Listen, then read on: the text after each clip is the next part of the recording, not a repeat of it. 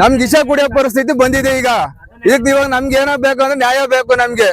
1 ಲಕ್ಷ ಬಂಡವಾಳ ಹಾಕಿದೆ, ಈ ರೈತರು ಹಾಳ ಹೋಗ್ಬಿಟ್ಟು ಆ ಬೀಜ ಕೊಟ್ಟ ಬಂದೇ ಇಲ್ಲ.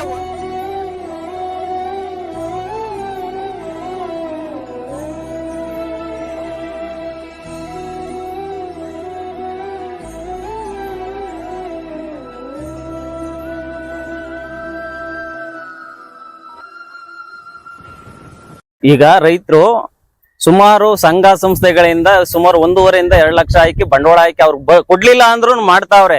ಬಂದ್ರೆ ಅಸ್ಮಸ್ ಮಾಡ್ತಾ ಇಲ್ಲ. ಗಂಡ್ ಗಿಡ ಕೇಳ್ಬೇಡ್ರಿ ಅಂತವ್ರೆ.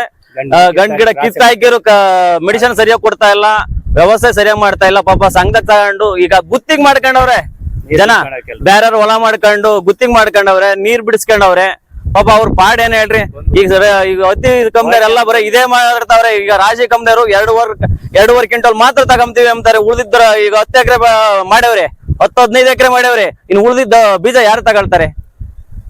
ಇದು ಸುಮಾರು ಎಲ್ಲಾ ಕಡೆಯಿಂದಲೂ ಪ್ರಾಬ್ಲಮ್ ಆಗ್ತಲೇ ಐತೆ. ಇದಕ್ಕೇನ ಸೊಲ್ಯೂಷನ್ ಕೊಡ್ಬೇಕು ಹತ್ತಿ ಫ್ಯಾಕ್ಟರಿ ಅಂತ ಕೇಳ್ಕೊಡ್ತಾ ಇದೀನಿ. ನಾವು ತೊಗರುಗುಂಟೆಯಿಂದ ನಟರಾಜ್ ಅವರು ತವರೆಕೆರೆ ಮಾರಿಮಗೆರೆ ಅವ್ರು ಕೊಟ್ಟಿದ್ರು ಬೀಜನ. ಕೃಷ್ಣಾಲ್ ಕಂಪ್ನಿ ಇಲ್ಲಿ ಒಂದು ಏನಂದ್ರೆ ಔಷಧಿ ಮಾತ್ರ ಕೊಟ್ಟೋಗ್ಯಾರೆ. ಅದು 4 ಕೊಟ್ಟವ್ರೆ, 4 ಕೊಟ್ಟಿಲ್ಲ. 8 ಪ್ಲಾಟ್ ಹಾಕಿದೀವಿ ಇಲ್ಲಿ. ಈ ಗಿಡ ಕಿತ್ತಿದೀವಿ, ಗಿಡ ಕಿತ್ತರೂ ಬಂದಿಲ್ಲ, ಇದನ್ನ ಮಾಡಿಲ್ಲ.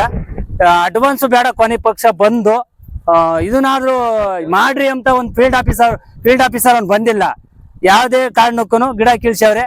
ಯಾರು 8 ಪ್ಲಾಟ್ ಇಲ್ಲಿ 8 ಪ್ಲಾಟ್ ಇಂದು ಯಾರು ಇದನ್ನ ಮಾಡಿಲ್ಲ. ಈಗ ರೈತರಿಗೆ ಸುಮಾರು ಒಂದು 8 ಪ್ಲಾಟ್ ಇಲ್ಲಿ ಬೀಜ ಕೊಟ್ಟವ್ರೆ ನಟರಾಜ್ ಅಂತ ತವರೆಕೆರೆ.